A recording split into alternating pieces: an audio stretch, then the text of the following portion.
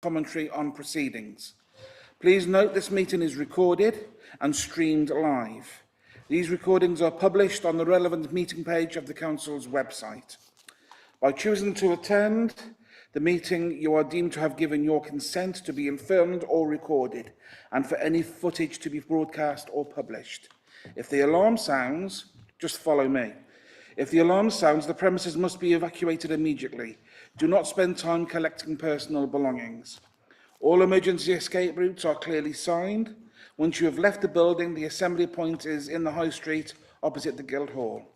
Members and other speakers are reminded to use their microphone when speaking. Have we got any substitutes today? Thank you, Chair. Yes, we've got one substitute. That's Karen Lewing. She's here for Louis Stephen. Thank you. Any declarations of interest? There being none. Any public representations? No. Nope. Minutes of the previous meeting, is it your wish they be signed as a truish record? Is that agreed? Okay, carry on. Thank you, Chair. I seem to remember at the last meeting that the committee were informed that the £10,000 budgeted in PED for an anti-spiking campaign hadn't been spent, and I don't know whether that should have been a minuted item or not. Chair, I think we subsequently inform members after the committee of that fact, not during the committee. So I don't know whether or not that can be minuted tonight as part of this meeting, but it was post the meeting, not during. Thank you, Lord. I'm happy with that, yeah.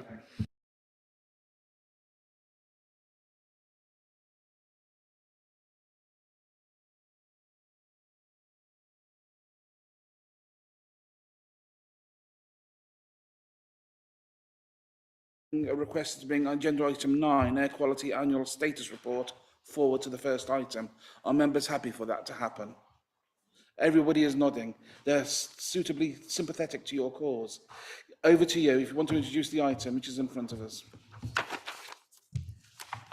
Thank you, Chair. My name is Adrian Allman. I'm the Principal Officer for Technical Pollution in Worcestershire Regulatory Services. I'm here to present the Air Quality Annual Status Report for Worcester City. As you see in the report, I've set out the background and other matters in the report.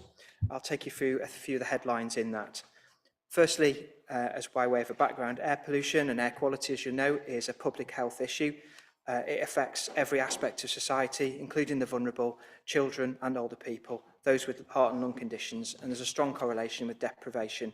And we've got new regulations now in the Air Quality England Regulations 2000 and in the update to the Environment Act 1995 by way of the Environment Act 2021.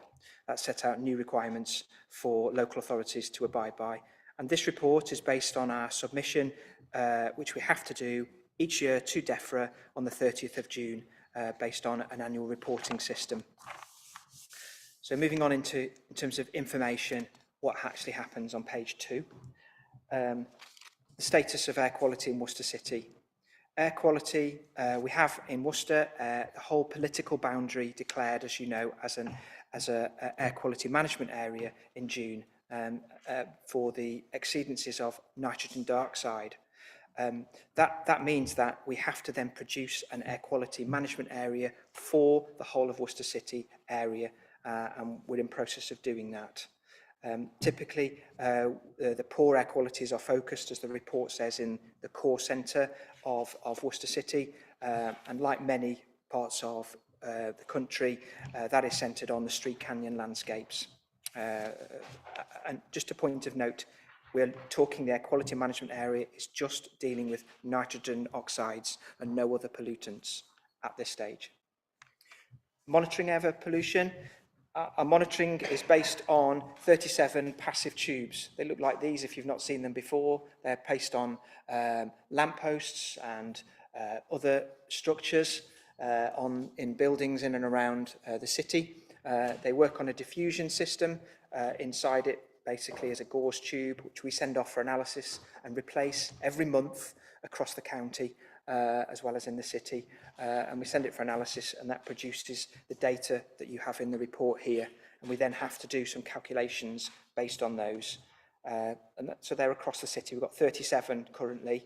There is no current network of monitoring particulate matter. These are purely looking at the gas, nitrogen and dioxide. Very soon, as I put in the report, there will be a government DEFRA monitor, and also note that I've made mention of a grant which we applied for from DEFRA for some low-cost sensors. The report says 24, actually we're going to probably do 26 with some additional funding across the county, 10 of which will be in Worcester City. In terms of item 3.3, a summary of fine particulate matter, that is PM 2.5 as it says.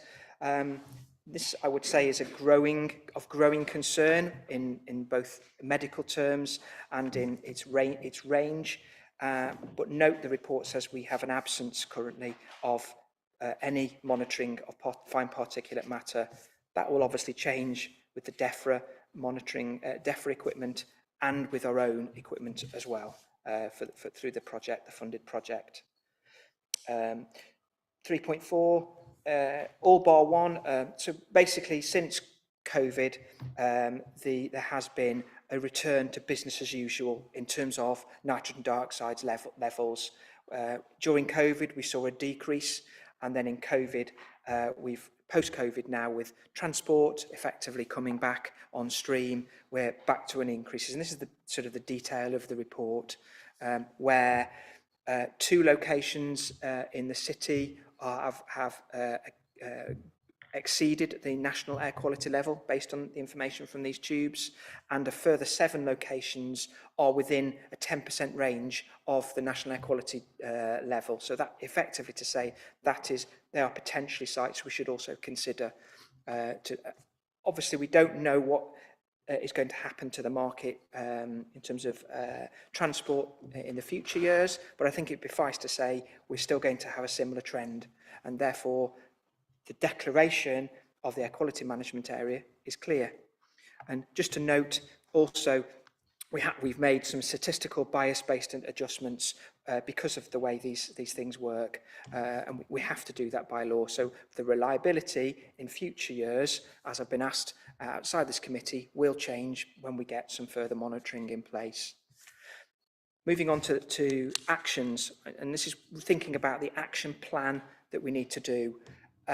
Since preceding myself, my predecessor set up a steering group to do work to produce an action plan, and that was interrupted because of COVID. Effectively, we had to be taken on to other things, but we're now back on stream really to focus our efforts to provide actions to make a demonstrable effort into the bulk of the report we've highlighted above, effectively exceedances of nitrogen dioxide, and looking at also some of the other things.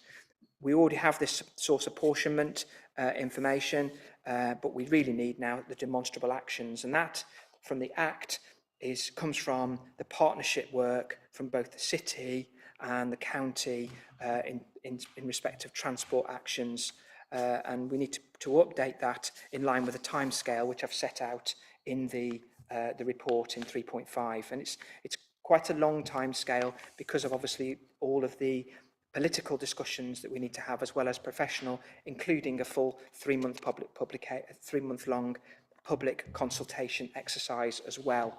But at this stage, I would just point out we're really just at the beginning of that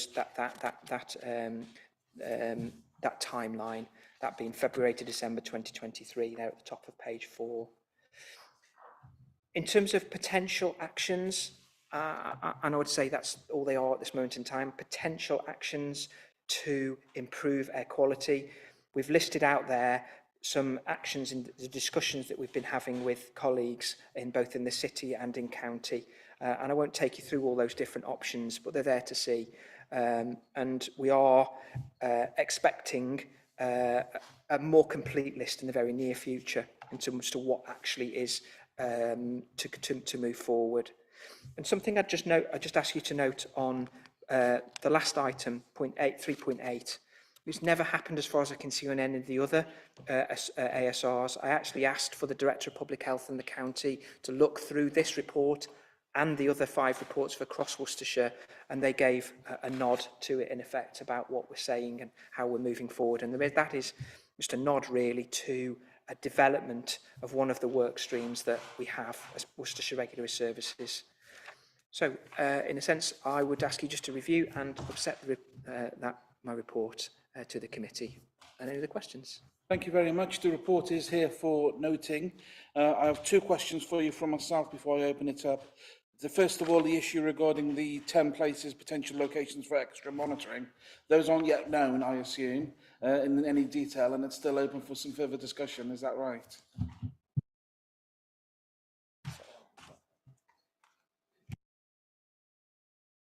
Sorry, Chair. If I may respond to that one, we need to consult with all of the district councils, because what we're trying to do is maximise the coverage that we've got of the air quality monitoring locations. My intention is to have a discussion with key individuals at the city that on proposed locations for monitors, because we've got some strong ideas about where they should go around behavioural change and trying to influence that. So I'd welcome the involvement of members who are interested in that discussion. Thank you. And a straightforward question, which I hope there's a straightforward answer to. If these monitoring equipment does find an unacceptable issue or an unacceptable problem in a location, what powers do we have as a district council to do anything about that? Okay, so if you want.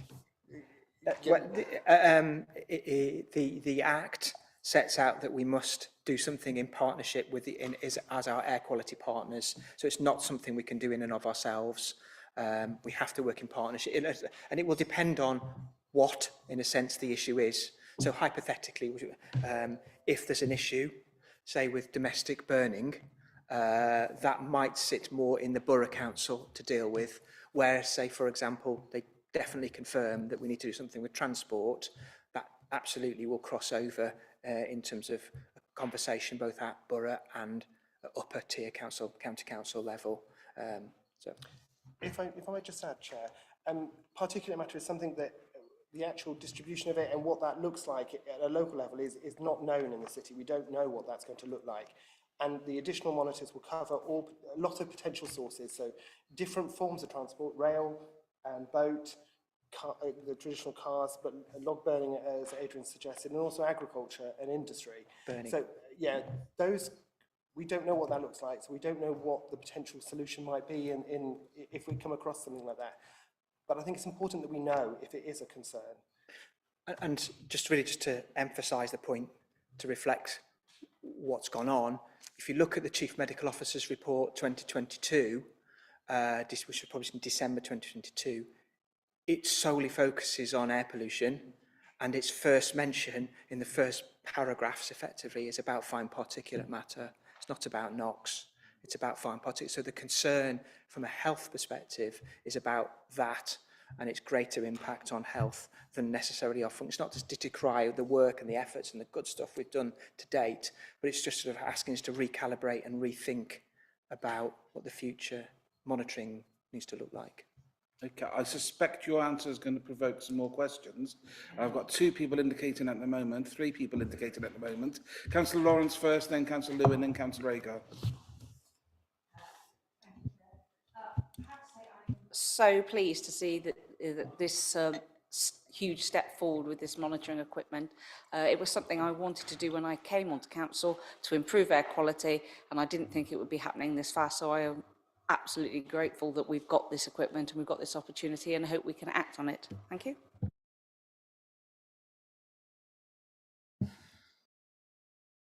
Thank you, Chair. I'm extremely pleased with this report. I've been an advocate for new equipment for a long time, as members will know. One thing I'm interested in, you know, your actions for improving air quality, they are all, in your report, they are all about transport. You did just talk about other ones. So I know that during lockdown, there were a lot more wood fuel boilers put in people's homes. I have had residents complain to me about smoke in the Arboretum. And of course, there are other sources of outside pollution. So can we get some actions about those things as well in here? maybe even if it's about communication, using smokeless fuel and that kind of thing. Thank you. Chair, yeah, I would say in answer to that is we don't know what the effect, although I mentioned it as an example, we have to be careful to look at specific things. We don't know what the effect of those things are, but I would say we are going to monitor and we are going to find out. And as part of how WRS is set up, we are an intelligence-based service.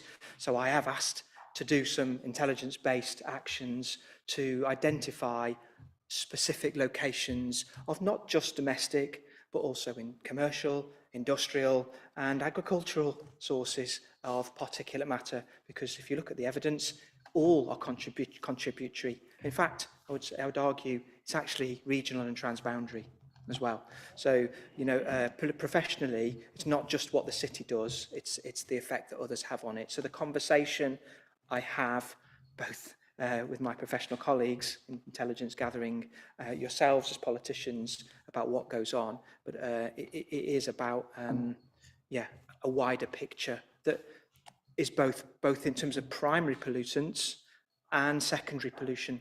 For example, we know ammonia as a primary pollution from agriculture as a secondary pollutant accelerates the development of particulate matter, fine particulate matter.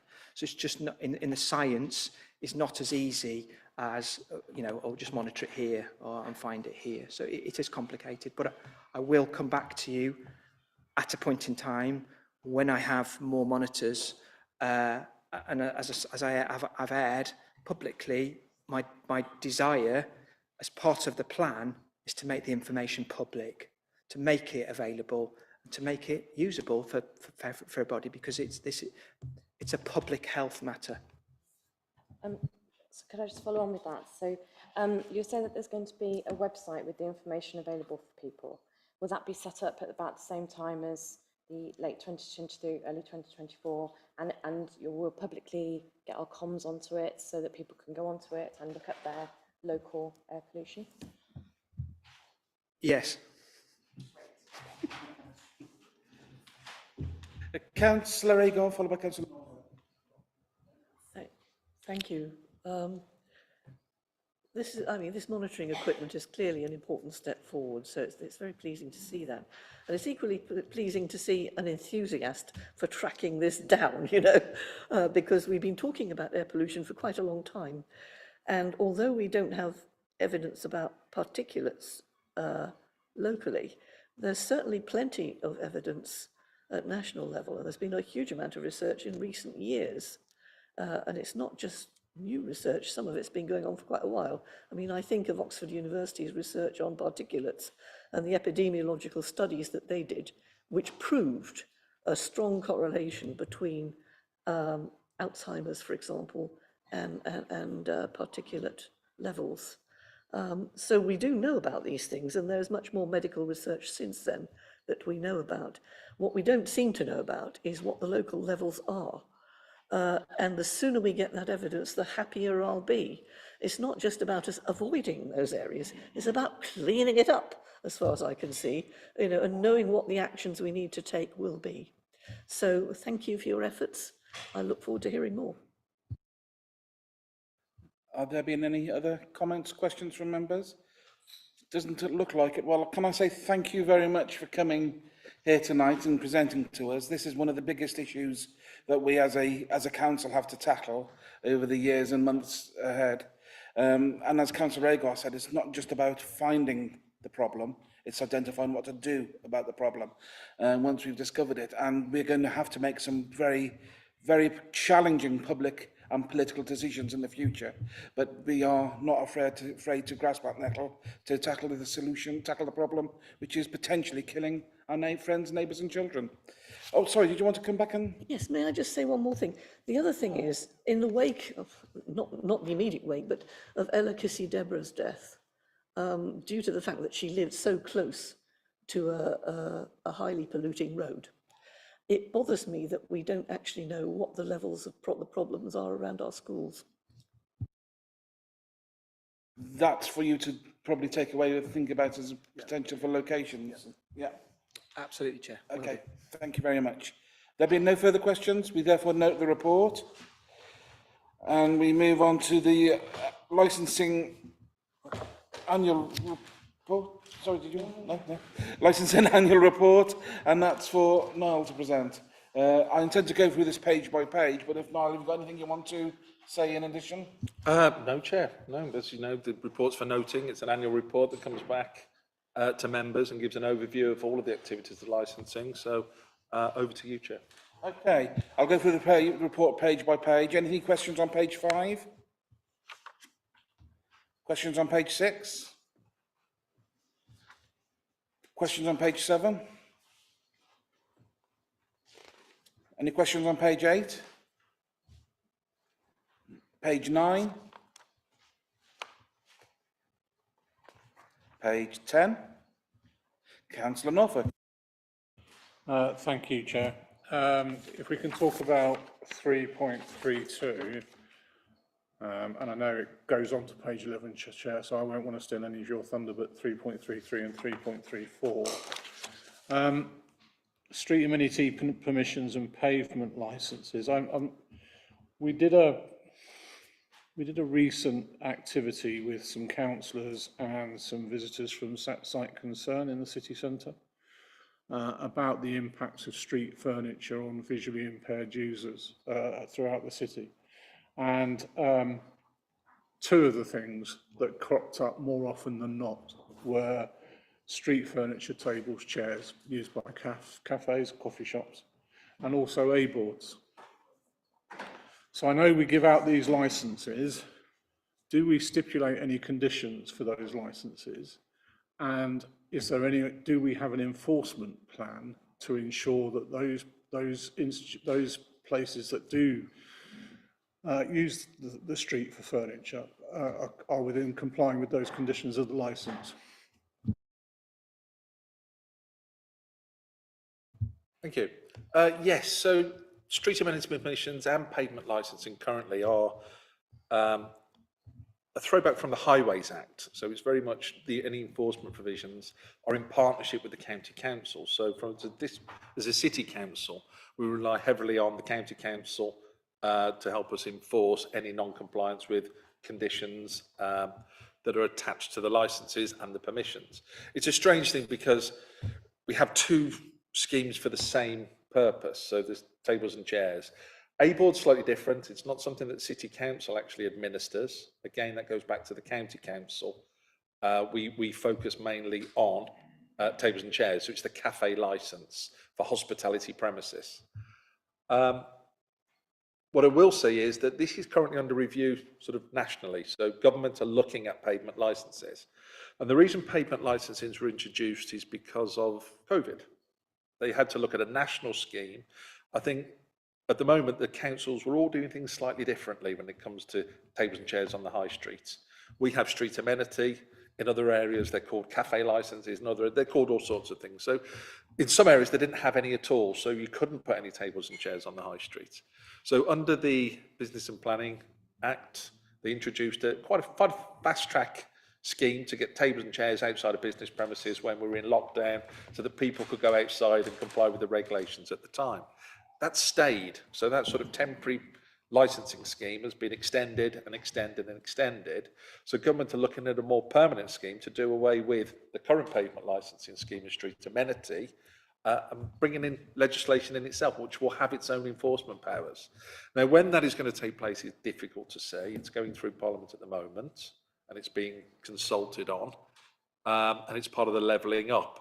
But certainly when it comes to enforcement at the moment, we rely very heavily on our county council colleagues, which is a pity really, because as a district council or a city council, we would like to take action ourselves. So what I would say is probably watch this space in relation to the pavement licensing scheme, because we will then do away with both of these and introduce the one where it's very much city-led legislation, which we can then take action on.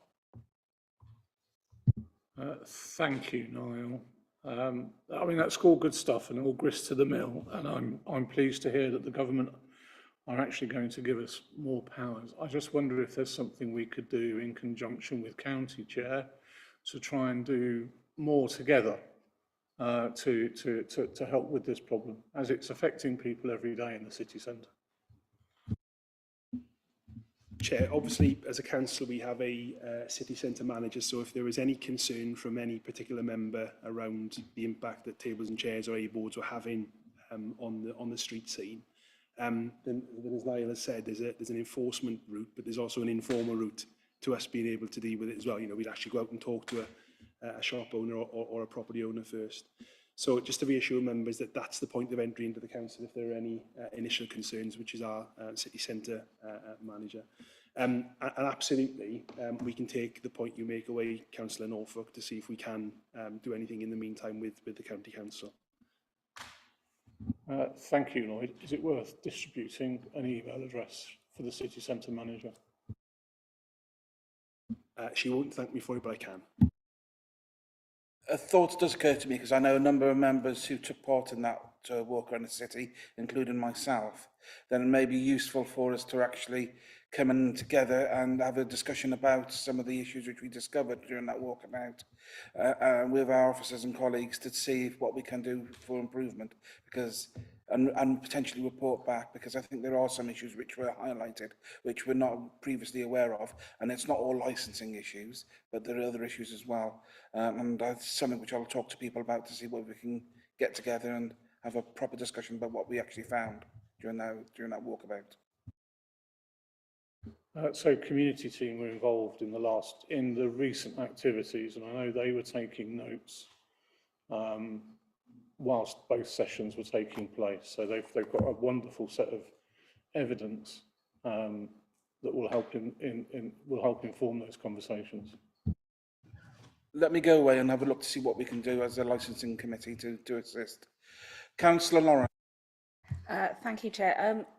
I'm afraid it's back to page 9 for me. 3.22 and the road traffic regulations. It's about Foregate Street, basically, the taxis. I've noticed when I've been sat on the subcommittees that there's a lot of fines coming through for taxi drivers, and they do seem to be focused on them over, I've forgotten the phrase, when they're over-ranking, when they're over-ranking. Is this not an indication that our taxi rank is in fact inadequate, and that we are in fact setting our drivers up for a fall on that particular?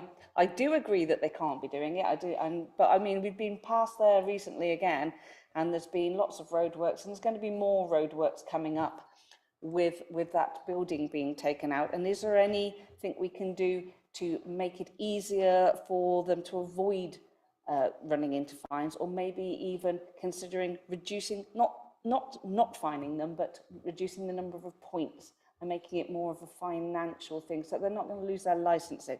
It does seem to me that most of the taxi drivers that come up before us in those licensing subcommittees have got points for that. And like I say, are we setting them up for a fall? Is it not an adequate parking area as a rank? Right. First of all, I'm not sympathetic to changing the amount of points which we issue, because I think that's a very valid reason why we have that system. But it is being accepted by the Vice Chair and myself that we will need to have a review of the locations of taxi ranks around the city to make sure that provision is, 1, adequate, and 2, in the right place. And that is something which we've asked our officers to look at and potentially come back with the report. But I don't know if Niall or Lloyd want to add anything to what I've just said. Yes, certainly we have had those discussions about ranks, the city. I mean, we are limited as a city as to where you put ranks or where they are useful to both the drivers and passengers. We've had it in the past where we've been led by the County Council's highway team, and we have ranks which are redundant. You know, they're in the city and they're not used because there isn't any hospitality premises by them. I'd probably have to slightly disagree when it comes to the enforcement provisions, having actually been out there issuing points myself. What you tend to find is that some of the drivers are creatures of habit, and they will go back to that location regardless, even if the other ranks are available. So even if the cross is available and there are spaces, you will find that drivers will gravitate to their preferred location, which is Foregate Street. Foregate Street is limited, the road is narrow, and we advise them, and some drivers have taken it on board. And when they come to committee, that isn't just on one offence. So we've gone through a whole process of advising advisory notes, and then the issue of penalty points. So when they come to committee, they're more than likely have sort of breached, certain regulations a number of times. So it is a choice. I mean, you say we're setting them up to fail. Yes, the ranks are busy at certain times of day, but likewise, they're not, and people still choose to overrank in certain locations. So it is a balancing act, and that's why when they come to committee, they're given another opportunity to explain why they're parking in that location. You know, again, it's not a foregone conclusion that licences are revoked or suspended. You know, it comes down to the merits of that particular case. But yeah, I mean, having issued those points, we hear the same excuses and the same apologies and the same sort of, you know, people sort of objecting to the issue of points because there's nowhere else to park when I've just walked past 2 empty ranks. You know, it's as clear as that. Can I move on? Well, yeah, I was just thinking, as we are about to review that area completely, I hope the taxi rank will be included in that review.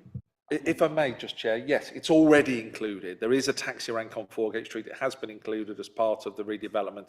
It was always going to be there as part of the train station. It's an offering for the train station, then passengers come straight out. It is being redesigned. You can see that. There is a new crossing. It will change the way the rank is being run at the moment, and hopefully should avoid any overranking, because there shouldn't really be any facility or space for vehicles to overrank. But we will have to see how it all pans out once the road has been put into place properly. On page 9, page 10, page 11. Councillor Norfolk. Animal licensing, favourite topic of mine. We're all aware of the recent controversies about dogs attacking children. And I'm surprised to see we have so few licensed premises for daycare for dogs, for instance. And also for breeding dogs. I'm surprised at that as well. So I'm just wondering, are we aware, do we wait for people to come to us for these types of license, or are we out there looking as an intelligence-led organisation now? We are looking for them. I mean, I've had quite a recent case. I sat in the coroner's court very recently on a very tragic case in relation to dogs in another area. And of course, the same question was asked: are Worcestershire Regulatory Services actively looking for unlicensed breeders?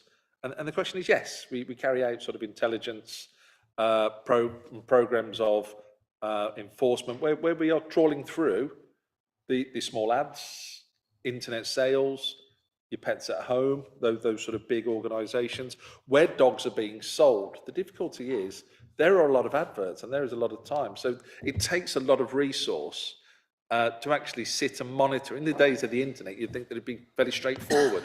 I remember when I was younger, in my trading standards role, going through the classified ads, picking out telephone numbers of car sales. It's very similar, you know. You're looking at the animal ads, the puppies. And then we have the complication that just because somebody's selling puppies doesn't necessarily mean it's in the course of a business. So they've thrown that into the act as well. So to be licensed, you have to be acting in the course of a business. That means 3 litters per year, and actively advertising yourself as a business. So it may be the case that people are breeding animals or dogs, and they're not. They wouldn't need licensing, you know, and certainly under our legislation. But yes, we are actively looking, and we have certain intelligence models that we look at and programs of enforcement where we target breeders. So it is something that we're looking at. Thank you. This is an issue of concern for me as well. You know, it's not just about the issue of dangerous dogs. It's about animal welfare and the importance of protection for animals and animal rights. It does concern me that we have got so few licensed premises, and it's something which I think, if there's a message to go out from this meeting today, is if you are going to board your dog with somebody, or if you are going to take your dog for doggy daycare, make sure that the establishment is licensed, because without a license, they're not going to be insured, and without insurance, your dog's at risk. So please make sure, if anyone's out there listening to this on YouTube at home, make sure that when you're caring for your dogs, Make sure that it's a licensed establishment which you're using. And if you're not using a licensed establishment, we're looking for you. Councillor Lawrence. Just quickly, is there any part of this for if you're using a dog, say a guard dog as a working dog, is that not included in this licensing? Or is it? Sorry, Councillor, I know I shook my head then, but no, it isn't. The animal activities are those are the animal activities under the regulations. So certainly using a dog for working purposes isn't something that we would regulate as a city council. Similar to dog walking activities are not regulated by the city council under this legislation. Okay, that concludes page 11, and I go to page 12. Your report is noted. We're very kind to you this time. Worcestershire Environmental Health Update and Performance. That's Helen, I believe.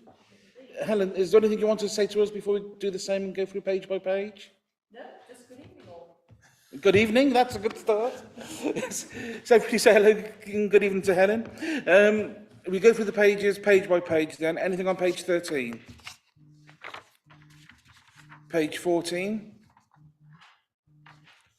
Page 15? 16?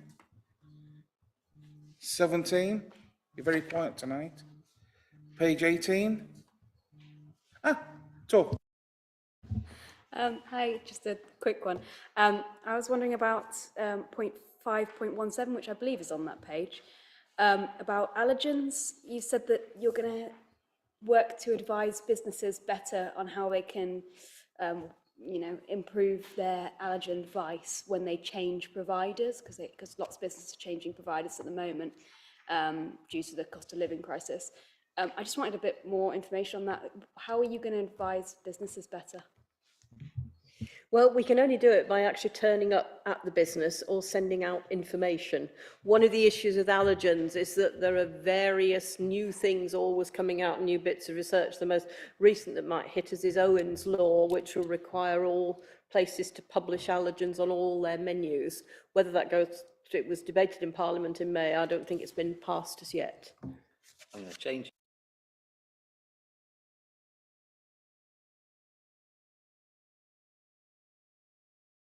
Thank you. No, so it is very difficult. I mean, when we go out, we also do specific allergen visits, and trading standards go out and do allergen samplings, usually Intel-led, where we've had complaints relating to allergens, and any complaint will be automatically investigated and advice given. I would say that in the past year, since this data was done, certainly this year, things do seem to be improving. The big companies are really getting it. Some of the smaller ones are, and we're beginning to know a hard core of businesses where we need to do more. The businesses that struggle most are Chinese, because in Chinese culture you don't have allergies. So they really struggle with the whole concept. So that's where we focused a lot of our work. But you're absolutely right that the problem is they draw up this matrix, which is required in law, and then they forget when something changes that may not be the same ingredients on that packet. So, but it is an ongoing thing, and there is an awful lot. We've done quite a bit of work. We liaise with the University of Birmingham, who are running specialist conferences and share information out. So, and the allergen organisations are really there to give support and advice. So there's quite a lot going on behind the scenes. Anything else on page 18? Councillor Norfolk? Sorry to do this. Can we just return to 5.9, Chair, on page 17? I do apologise. I note with some amusement that some institutions may not change their food hygiene rating, as it were. How immediate are those changes made on the FSA website? The requirement is that we can't remove the sticker for 3 weeks or 21 days, which is the appeal period. It's unfortunate because we'd probably take it off at time of visit, but there is a legal case that says we can't. So we upload our data, technology being willing, every week, and usually on a Wednesday. Many authorities only do it once a month, so it's something to celebrate.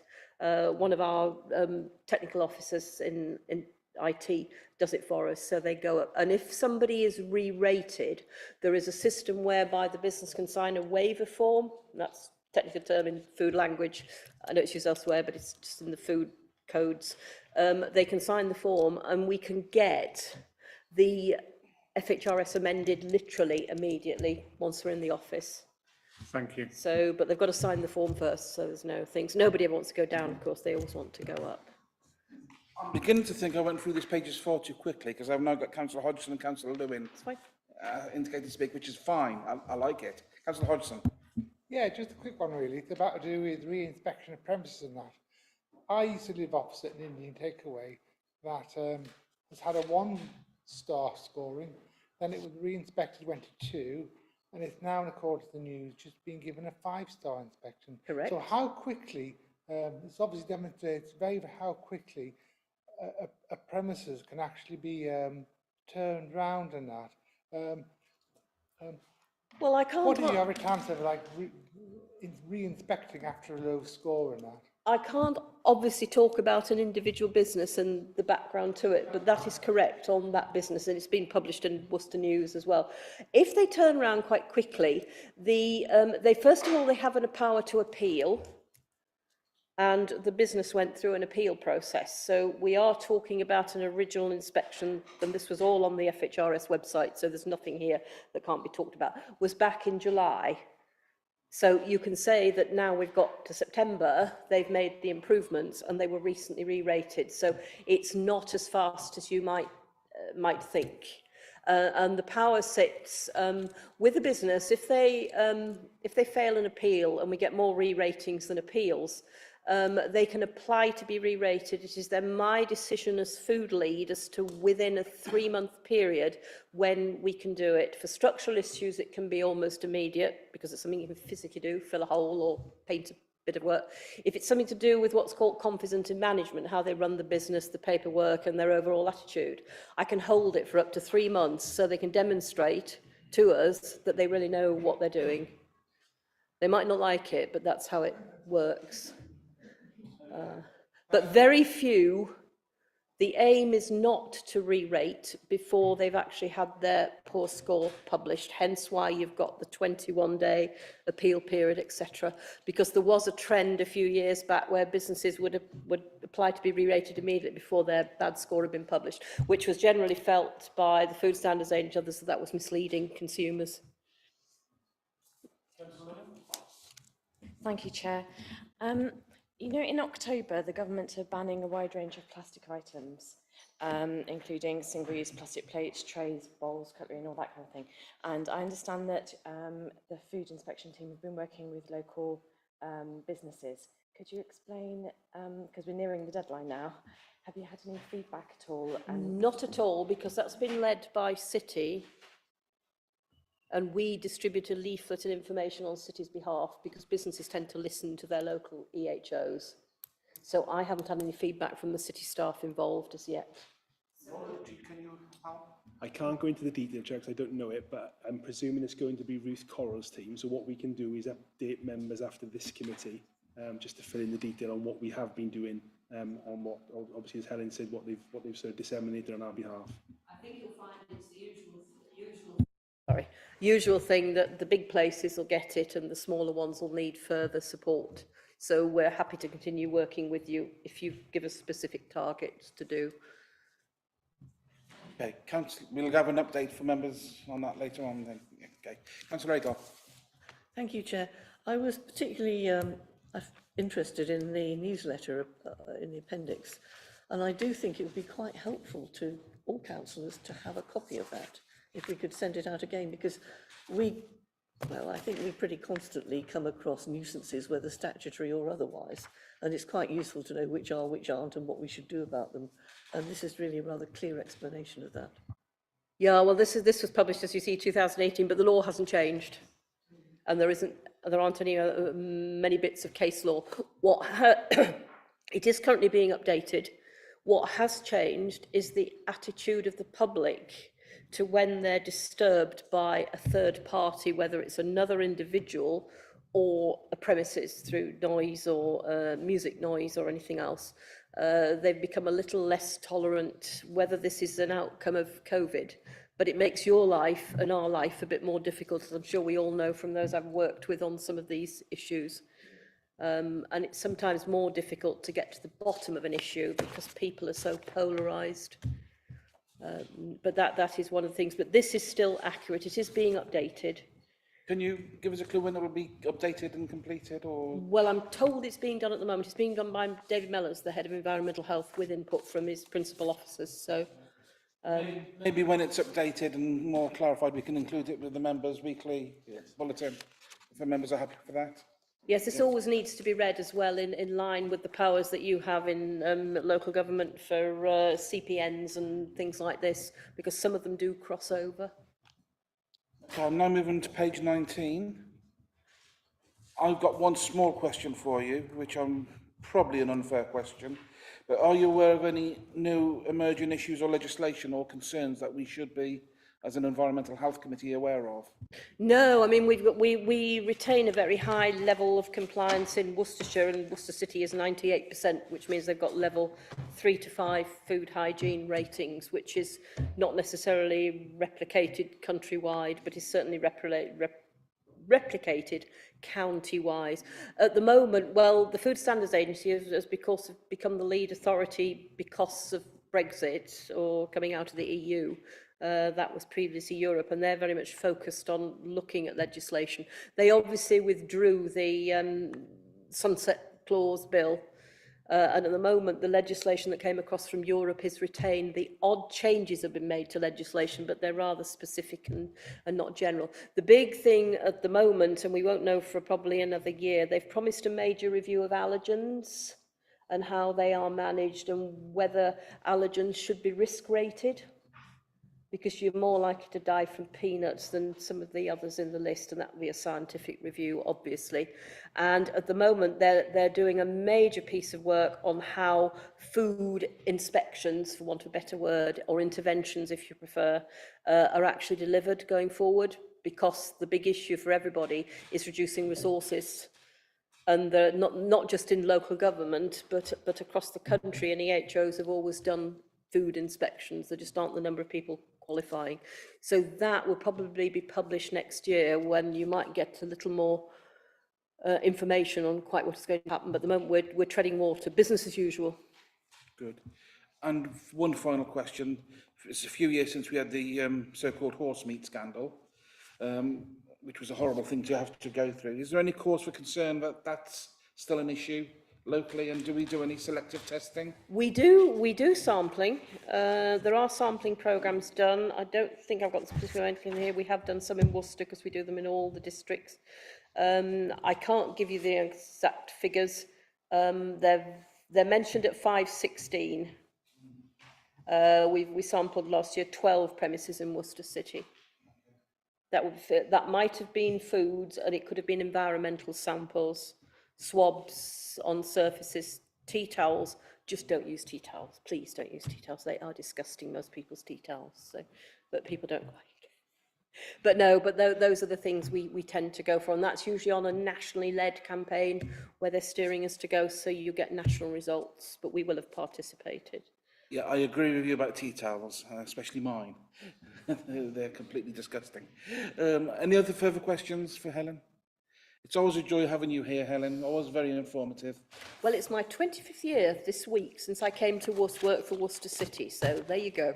Can we all celebrate by singing happy birthday? No. Happy No, anniversary. just pure coincidence, but Yeah. I thought I'd mention it because I'm quite proud of it. So.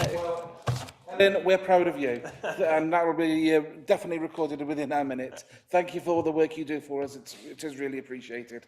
Thank you very much. We now move on to the Cumulative Impact Policy Review, Licensing Act 2003. We have got two visitors. I don't know if they want to come forward to the table, or if you want to, in case there's any potential questioning.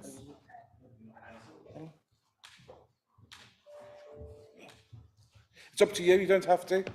Yes, tell us why you want the job. Okay, Niall, do you want to introduce the item? Anything you need to add? Yes, Chair, thank you. It is, as you say, it's the Cumulative Impact Policy Review. We received a report, or members received a report earlier in the year at the June committee, where our police colleagues presented statistical data to support the inclusion of the Cumulative Impact Policy, or the continued inclusion in the Council Statements of Licensing Policy. The statistical data presented confirmed that the policy as it stands didn't need to be amended. Back in 2018, there was a bit of additional legislation which was passed for those councils that had cumulative impact policies, that they must undertake a cumulative impact assessment. I'm saying cumulative quite a lot, and I'm going to, because it's, and I haven't got it messed it up yet. So we had to undertake that assessment. Again, that assessment has been reviewed, and it again leads us to the conclusion that the policy as it stands at the moment is still fit for purpose and shouldn't be amended. Now, the policy itself is contained in your report. It's hidden away on page 57. So that's the Council's policy on cumulative impacts. And the area to which it relates, again, is on the map on page 79. So part of that meeting, we were given permission by this committee to go out and consult. Obviously, we weren't proposing to amend the policy in any way, but we're still a requirement to consult with stakeholders and members of the public and businesses to get their views. Now, the consultation took place over a 6-week period.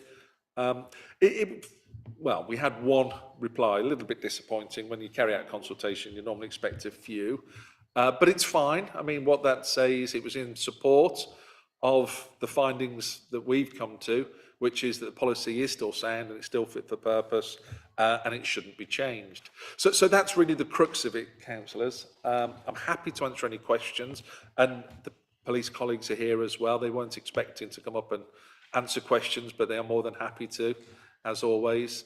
So, Chair, over to you. Well, just in case, because you haven't had an opportunity to raise any comments during the consultation process, I assume you're not objecting to this process here today. Is there anything you wish to add on behalf of the Chief Constable? No, thank you very much, Mr Chair. Hopefully you have met you all before. Sergeant Simon Hallam, I'm the line manager for licensing in South Worcestershire, and this is my colleague PC Jen Evans, who's the licensing PC. I was present at the last meeting, as Niall's just said, presented our case.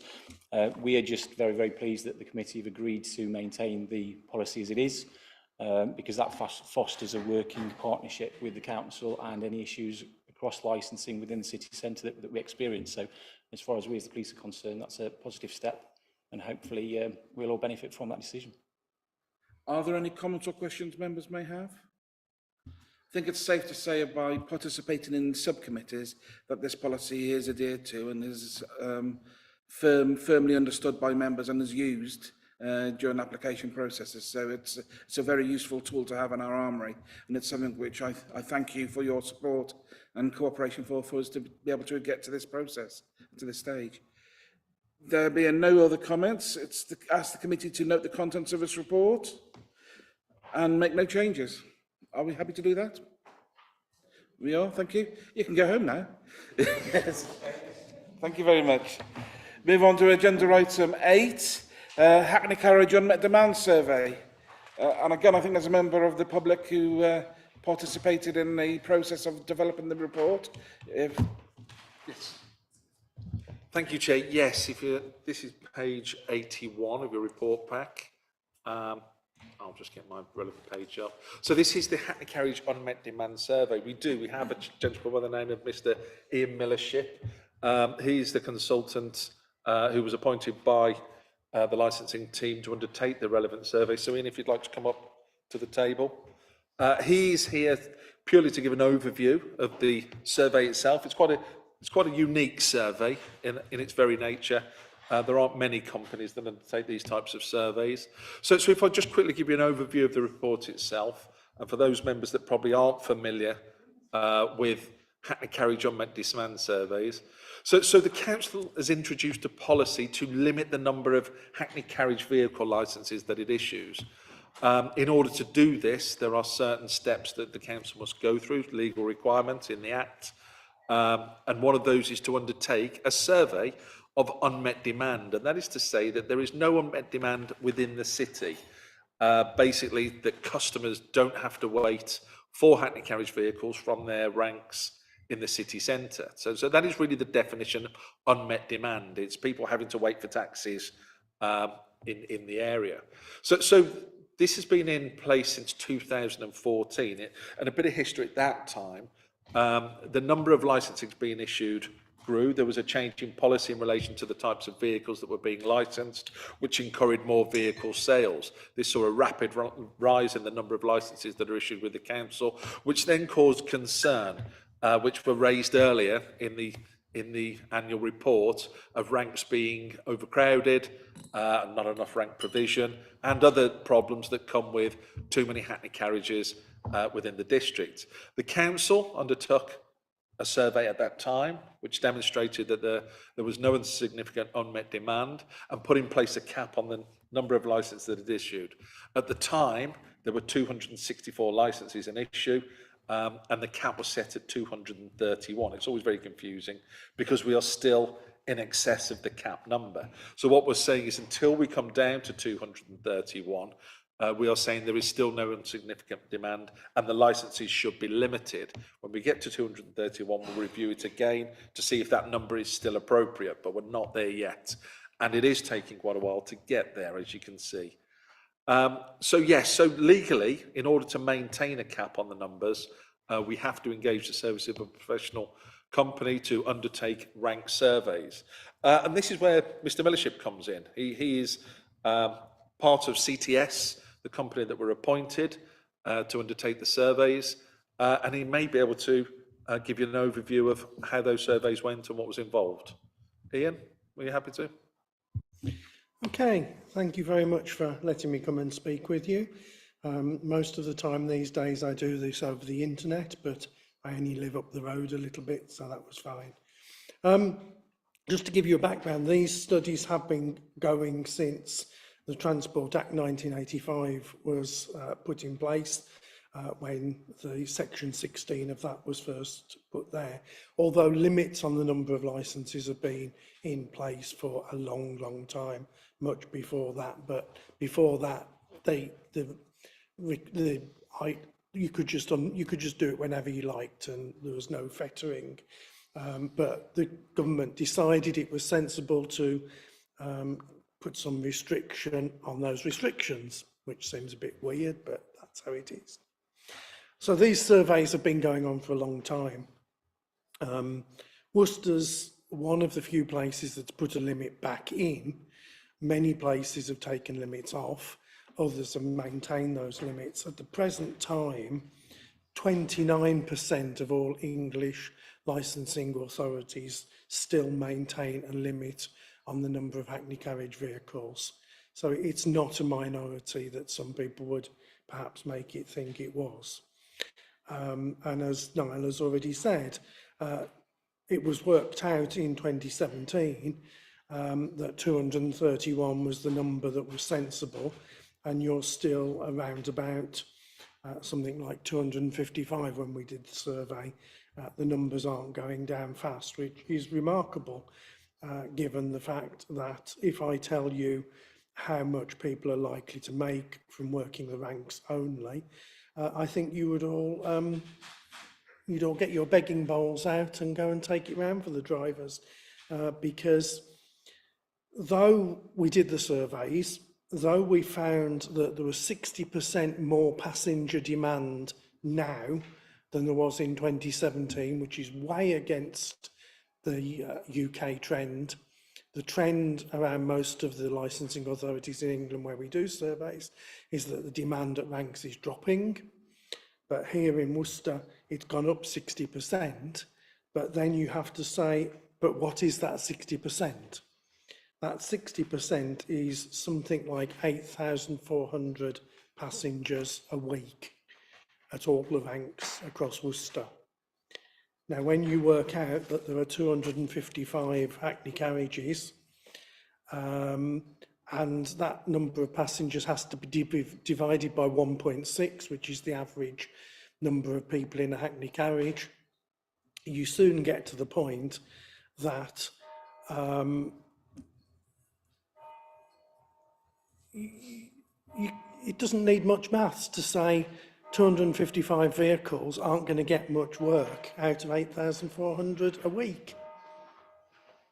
And I've worked it out that probably based on the average fares, if you worked the cross and you got the average number of journeys out of the cross in a week, you would earn 58 quid a week in fares, taking off everything else.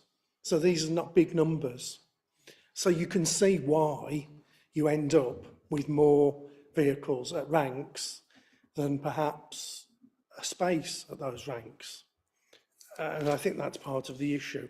What is very clear from those numbers is that probably the 231 is too many, but drivers are still choosing, 255 people are still choosing to own those vehicles and carry on driving them. So they're finding something to do. We do know some of them never turn up at ranks. They just focus on contracts and other reasons, and they have a hackney carriage for various reasons, but not to serve a rank. Some of them only service Scrub Hill Station and have a permit there and make a reasonable living there because that's a further limit. But in essence, 41% of passengers are at the Cross, 26% are at Foregate Street, 12% are at College Street. Now, College Street is a good news item because since the previous surveys, that's been developing and growing in its use. Although there are some problems there, and when we actually look at the fact that you've got unmet demand down there, it's at the times when that's still a single car rank. And in the daytime, you get people waiting there because the one car's gone and there's not another car going to come round for a while. So a lot of your unmet demand that we observed was there.